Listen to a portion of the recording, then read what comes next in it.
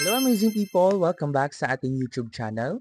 So for today's video, pag-uusapan po natin ang inilabas na DepEd Advisory ng ating Department of Education. So before that, please subscribe to my YouTube channel and pakiclick na din po yung tiny bell button dyan and like and i-share na din po ninyo para nang sa ganun, maging updated din po ang lahat po sa atin.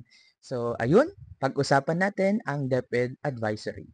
Noong nakaraan, naglabas ang Department of Education ng DepEd Advisory na naglalayong gawing asynchronous classes ang April 15 and 16. Ito ay sa kadahilan ng bibigyan ng pagkakataon ng ating mga estudyante na gawin at tapusin ang mga backlogs or reports or even modules and activities na dapat po nilang tapusin. Nakalagay din po sa DepEd Advisory na ito na ang ating teaching and non-teaching personnel ay hindi po required pumasok or mag-report sa kani-kanilang mga station. So basahin po natin ang DepEd Advisory na ito.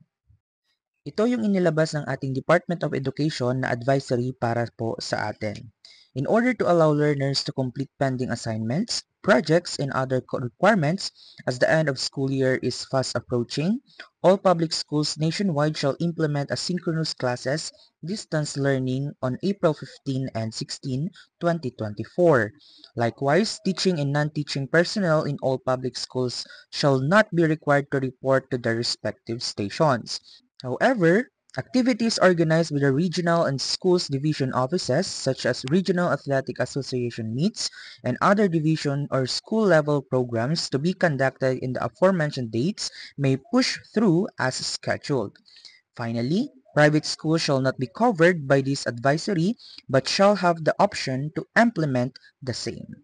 So ayun na nga po, nabasa na po natin ang DepEd Advisory and I hope nagkaroon po ng liwanag ang advisory po na ito, lalong-lalo na sa mga estudyante po natin na palagi pong nagtatanong po kung may pasok ba o wala. So again, wala pong pasok pero magiging asynchronous classes po yung setup po natin. Bibigyan kayo ng panahon para tapusin yung mga dapat po ninyong tapusin na requirements para mapasa po ninyo sa takdang oras at tamang panahon. So ayun, that's all for today and I hope nakatulong po itong video na ito para po sa inyong lahat. So that's it for today's video. Have a good day and God bless. Bye!